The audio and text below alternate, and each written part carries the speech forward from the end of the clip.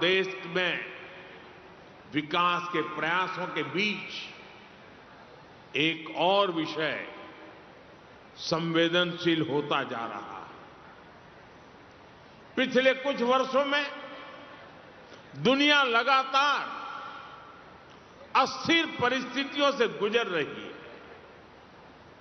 पहले कोरोना का संकट, फिर वैश्विक आर्थिक चुनौतियां और अब पश्चिम एशिया में बढ़ता तनाव। इन सारी परिस्थितियों का असर लगातार पूरी दुनिया पर पड़ रहा है और भारत भी इससे अछूता नहीं है। अगर कोरोना महामारी इस सदी का सबसे बड़ा संकट थी, तो पश्चिम एशिया में युद्ध से बनी परिस्थितियां इस दशक के बड़े संकटों में से एक है। जब हमने मिलकर कोरोना का मुकाबला कर लिया, तो इस संकट से भी अवश्य पार पा जाएंगे। सरकार भी लगातार ये प्रयास कर रही है कि देश के लोगों, देश के सामान्य नागरिक पर इन सारी विपरीत परिस्थितियों का कम से कम असर हो। लेकिन ऐसे समय में देश को जन भागीदारी की शक्ति की बहुत बड़ी आवश्यकता है। हमें भारत के नागरिक के तौर पर अपने कर्तव्य को प्राथमिकता देनी होगी। इससे पहले के दशकों में भी जब जब देश युद्ध या किसी और अन्य बड़े संकट से गुजरा है, सरकार की अपील और उस अपील पर हर नागरिक ने ऐसे ही अपना दायित्व निभाया है। आज भी जरूरत है कि हम सब मिलकर अपना दायित्व निभाएं। देश के संसाधनों पर पड़ने वाले बोझ को कम करें। आप भी जानते हैं कि भारत कितने ही उत्पादों को मंगाने के लिए लाखों करोड़ रुपए की विदेशी मुद्रा खर्च करता है।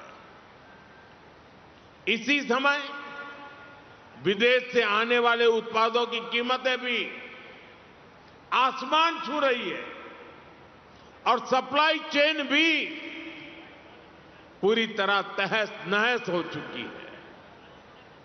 और इसलिए देश पर यह दोहरा संकट है। जैसे बूंद बूंद से घड़ा भरता है, वैसे ही हमें हर छोटे बड़े प्रयास से ऐसे उत्पादों का उपयोग कम करना है जो विदेश से आते हैं, और ऐसे व्यक्तिगत कामों से भी बचना है जिसमें विदेशी मुद्रा खर्च होती हो। साथियों, भारत के इंपोर्ट का बहुत बड़ा हिस्सा क्रूड ऑयल है और दुर्भाग्य से जिस क्षेत्र से दुनिया के बड़े हिस्से को तेल मिलता है, आज वही क्षेत्र संघर्ष और युद्ध की स्थिति में उलझा हुआ है। और इसलिए जब तक हालात सामान्य नहीं होते, हम सबको मिलकर छोटे छोटे संकल्प लेने होंगे। मैंने कल कर्नाटका और तेलंगाना में भी इस बारे में चर्चा की है। मैं आज गुजरात में भी अपने आग्रहों पर फिर से जोर दे रहा हूं, और आप पर तो मेरा ज्यादा हक है, इसलिए जरा हक से कहने वाला है।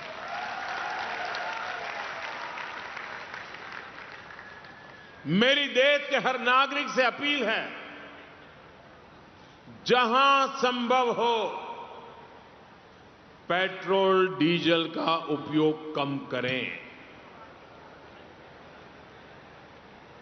मेट्रो का उपयोग करें, इलेक्ट्रिक बस और पब्लिक ट्रांसपोर्ट का अधिक इस्तेमाल करें, कार पुलिंग को बढ़ावा दें।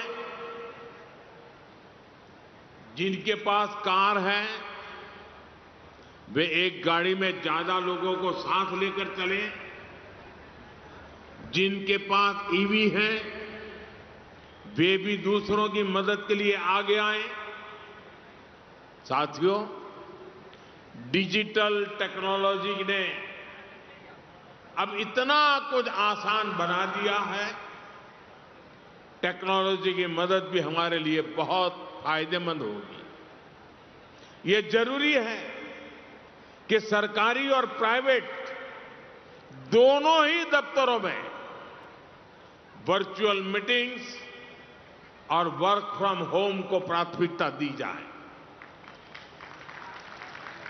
मैं कुछ स्कूलों से भी आग्रह करूंगा कि कुछ समय के लिए ऑनलाइन क्लासेज की व्यवस्था पर काम करें। साथियों, सिर्फ ईंधन ही नहीं, खाने के तेल पर भी देश की बड़ी विदेशी मुद्रा खर्च होती है। अगर हम थोड़ा संयम बरतें, तेल की खपत कम करें, खाने के तेल की, तो इससे देश और हमारी सेहत दोनों को लाभ होगा। और सूरत वालों को मैं खास कहता हूं,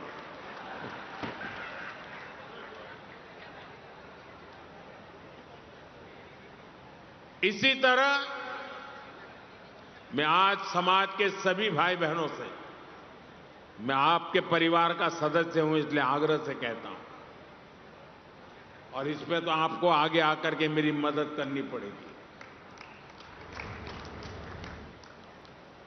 सोने की आयात पर भी देश का बहुत बड़ा पैसा विदेश जाता है। मैं आप सबसे, देशवासियों से आग्रह करूंगा कि जब तक हालात सामान्य न हो, हम सोने की खरीद को टालें। गोल्ड की जरूरत नहीं है।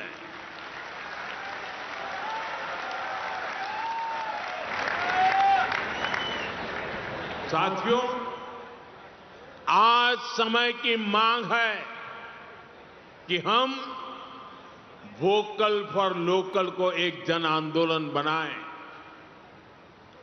विदेशी सामान की जगह लोकल उत्पादों को अपनाएं।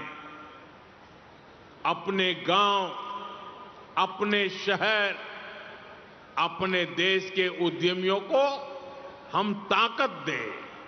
यहां लोग बैठे हैं, बहुत अच्छी चीजें बनाते हैं, श्रेष्ठ चीजों का उत्पादन करते हैं। साथियों, हमारे में से ज्यादातर खेती के कारोबार की दुनिया से पैदा होकर के यहां आए हैं। खेती में स्वदेशी खाद को बढ़ावा मिले, नेचुरल फार्मिंग को बढ़ावा मिले, डीजल पंप की जगह सोलर पंप्स का उपयोग बढ़े। और हम तो किसान के बेटे हैं, किसान की बेटियां हैं। हमें अपना खेत सबसे पहले बचाना है, हमें अपनी धरती मां को बचाना है। हमें केमिकल फर्टिलाइजरों से अपनी धरती मां को मारना नहीं चाहिए। हमारे खेत को बचाना है, हमारी धरती मां को बचाना है। और इसलिए मैं आप सबसे आग्रह करूंगा कि आप अपने गांव में हर किसान भाई बहन को केमिकल फर्टिलाइजर से मुक्ति का रास्ता बताइए, नेचुरल फार्मिंग की तरफ ले जाइए। साथियों, एक और भी अहम विषय, और वो भी आप में से बहुतों को लागू होता है, बुरा मत मानना। फैशन हो गई है। जैसे ही वैकेशन हुआ, बच्चों के हाथ में विदेश की टिकट पकड़ा देते हैं। विदेश में जाके वैकेशन कर रहे हैं। गर्मी की छुट्टियां आ रही हैं। आजकल विदेश घूमने, वहां पर डेस्टिनेशन वेडिंग, ये मैं यहां से बहुत से लोग हैं, अब मुझे निमंत्रण नहीं भेजते हैं, पहले भेजते थे क्योंकि विदेश में ही शादी करते थे, अब बंद कर रहे हैं। ये विदेश में वेडिंग, इनका फैशन खूब बढ़ रहा है। और लेकिन इस पर भी बहुत विदेशी मुद्रा खर्च होती है। साथियों, आप सोचिए, क्या भारत में ऐसी जगह नहीं है जो हम अपनी वैकेशन वहां मनाएं, हमारे बच्चों को हमारा इतिहास पढ़ाएं, हम अपने स्थानों पर गर्व करें। और जरूरी है कि भारत में ही अपनी वैकेशन मनाएं। और वेडिंग के लिए भी मैं नहीं मानता हूं कि भारत से अधिक कोई अच्छी पवित्र जगह हो सकती है हमारे लिए।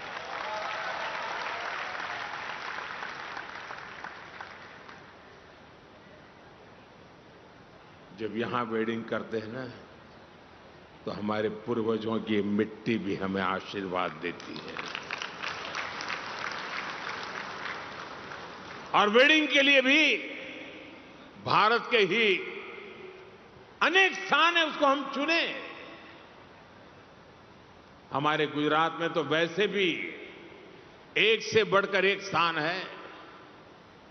और मैं तो आप सब पाटीदार भाइयों को तो कहूंगा, आपको तो अब शादी स्टैच्यू ऑफ यूनिटी वहीं पर जाके करनी चाहिए। आपकी हर शादी में सरदार साहब खुद आशीर्वाद देने के लिए मौजूद रहेंगे।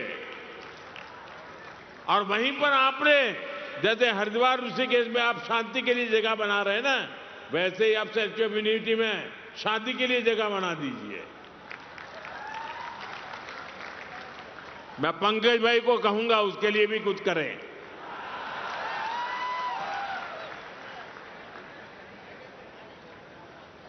जैसे हाल के वर्षों में सरदार साहब के स्टैच्यू ऑफ यूनिटी, हमारा एकता नगर पर्यटन का इतना बड़ा केंद्र बनकर उभरा है कि हम ये तय कर सकते हैं, हम ज्यादा से ज्यादा लोगों को स्टैच्यू ऑफ यूनिटी पर लेकर के जाएं। विदेशों में हमारे बहुत लोग रहते हैं, मैं उनको कहता हूं कि आपका दायित्व है कम से कम 5 विदेशी परिवारों को भारत देखने के लिए लेकर के आइए। आप देश विदेश में हमारे संपर्क का कोई भी परिवार जो स्टैच्यू ऑफ यूनिटी नहीं गया है ना, उसको वहां ले जाने के लिए प्रेरित करें। हम उसे कम से कम एक ट्रिप के लिए मोटिवेट करें। डेस्टिनेशन वेडिंग के लिए भी एकता नगर एक बहुत शानदार विकल्प हो सकता है। स्टैच्यू ऑफ यूनिटी में इतनी शानदार व्यवस्थाएं और गर्व है, दुनिया का सबसे ऊंचा स्टैच्यू, वो भी सरदार वल्लभ भाई पटेल का।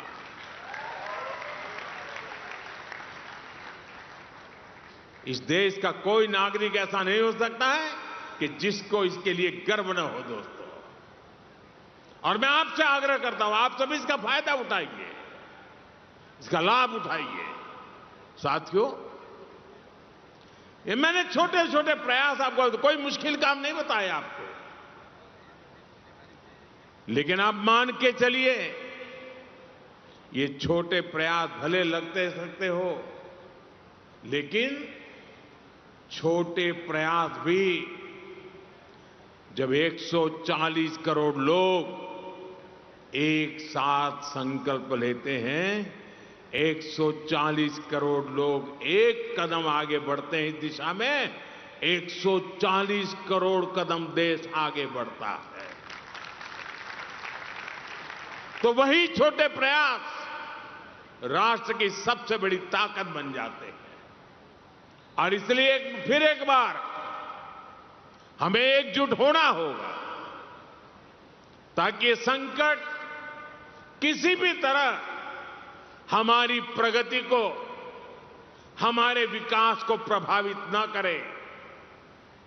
मुझे विश्वास है हम सब साथ मिलकर इन संकल्पों को पूरा करेंगे और देश को मजबूती देंगे।